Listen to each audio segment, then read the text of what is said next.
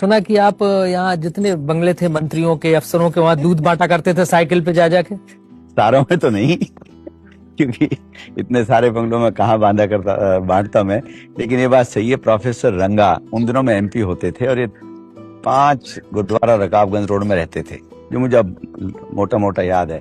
और जिस डेयरी में मैं रहता था वो रकाबगंज रोड पर 112 नंबर कोठी है, उसमें हम रहते थे। तो इन सब के मैं गया हूँ। इकबाल सिंह एक डिप्टी मिनिस्टर हुआ करते थे एग्रीकल्चर के उन दिनों में। एक बिहार के ही थे सुभाग सिंह जी, डॉक्टर सुभाग सिंह। इन ऐसे मोटे मोटे नाम याद हैं। तो ये बात सही कि इस इलाके में जहां आज मैं रह रहा हूँ, इन कोठियों में दूध दिया करते थे, पार्लियामेंट के कैंटीन में भी। तो दूध बेचते बेचते आप पायलट कहाँ से बन गए? दूध बेचते थे डेयरी में।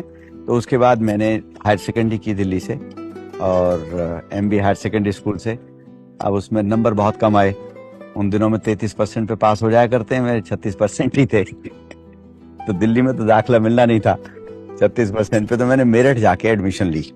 वक्त होता है जिंदगी का, कभी कोई काम करो सब सफलता नजर आती है, कभी कितनी मेहनत करो तो भी नहीं मिलती है। वो मेरे ख्याल में 63 का साल एक बहुत ही शुभ साल था। जो भी काम उठाया, आर्मी में अप्लाई किया, आर्मी में सेलेक्ट हो गए, एयरफोर्स में किया, एयरफोर्स में सिलेक्ट हो गए।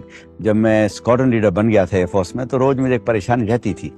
जहां तक मेरा सवाल है, 2 बच्चे थे, एक लड़का एक लड़की, और घरवाली प्रैक्टिस कर रही थी, एडवोकेट थी।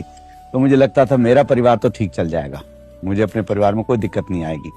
लेकिन जो मेरी हालात से गुजर रहे हैं उनका मैं कुछ करना चाहूं तो नहीं कर पाऊंगा। रिटायर होकर पेंशन पर अपना जीवन निकाल लूंगा। यही सोचते सोचते मैं इंदिरा जी के यहाँ पहुंच गया। 12 विलिंगटन क्रेसेंट में रहती थी।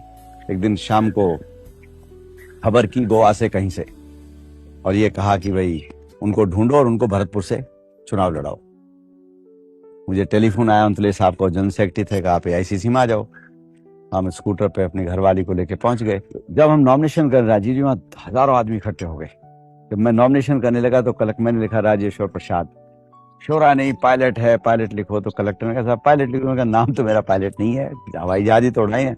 उसने कहा तुम राजेश पायलट लिखो, राजेश्वर प्रसाद उर्फ राजेश पायलट, और 2 रुपए का एफिडेविट इसमें लगा दो। और 2 रुपए का एफिडेविट लेके उस दिन राजेश प्रसाद की जगह राजेश पायलट हो गया।